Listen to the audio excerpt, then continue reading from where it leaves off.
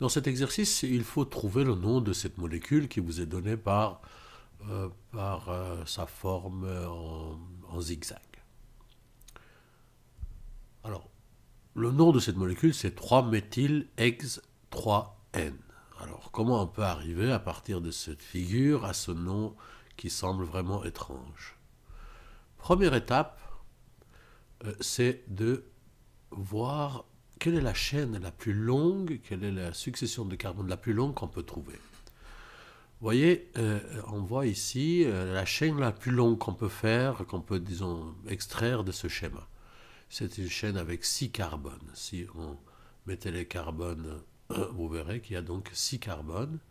Et une chaîne avec 6 carbones est dénommée par le préfixe ex. À titre de rappel, quand il y a une seule carbone, on utilise le préfixe met, 2 et, 3 prop, etc. et 6 carbones ex. Vous trouvez ces informations dans vos formulaires et tables. En général, ils sont mentionnés. D'ailleurs, ça arrive évidemment qu'il y ait plus que 6 carbones. Et vous trouverez ces informations dans vos formulaires.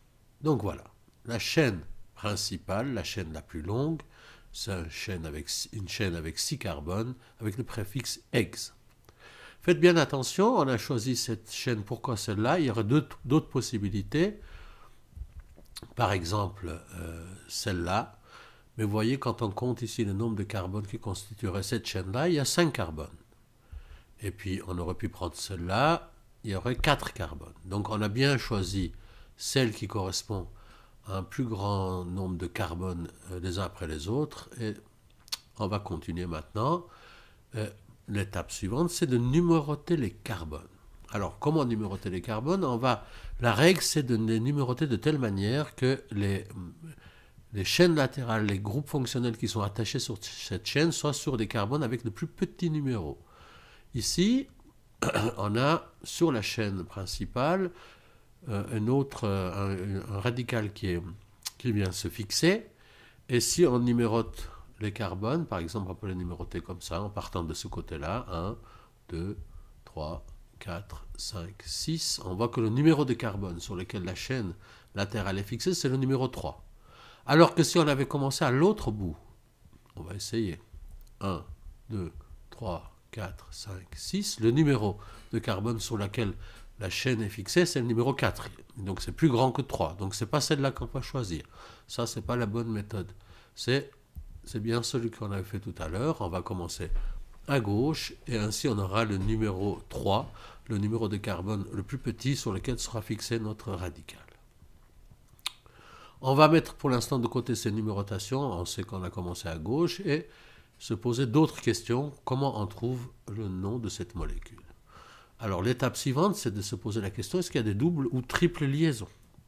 Ça va modifier le nom de votre molécule. Il faut savoir s'il y a des doubles ou triples liaisons et où ils se trouvent. Là, on voit qu'il y a bien une double liaison, c'est celle qui est en rouge là. Et les doubles liaisons sont indiquées par N.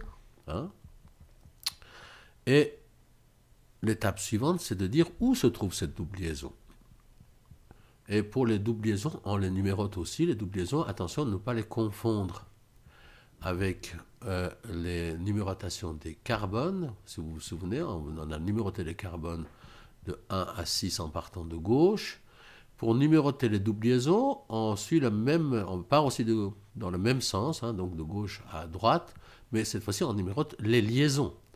Et si vous regardez les liaisons, ça c'est le premier, ça c'est le deuxième, ça c'est le troisième, quatrième et cinquième. Donc la double liaison se trouve sur la troisième liaison et on l'indique dans la formule en précédant n de numéro de carbone sur lequel la double liaison, le numéro de liaison, pardon, sur lequel il y en a une double liaison.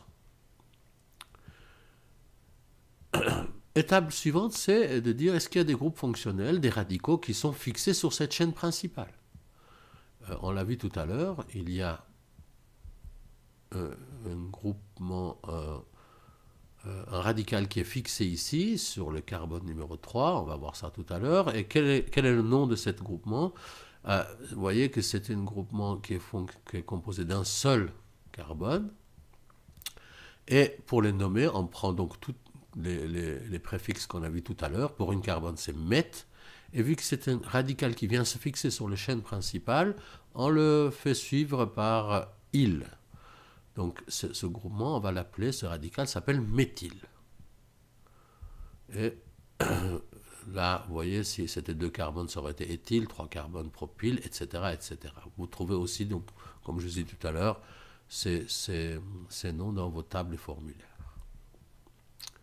Donc, sur notre chaîne principale EX, il y a un méthyle qui est fixé.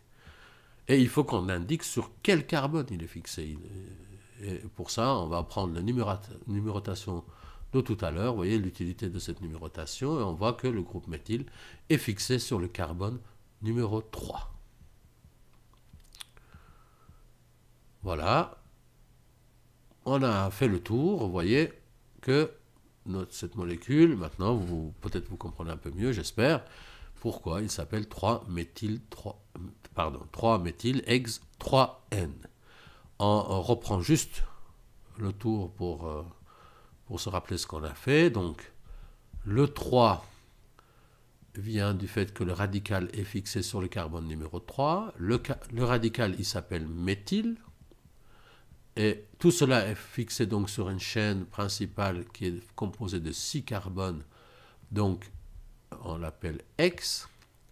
Et il y a une double liaison sur le carbone, il y a une double liaison qui est le numéro 3. Et étant donné que c'est une double liaison, on l'indique en ajoutant après le 3 le terme N. Voilà, 3-méthyl, X, 3.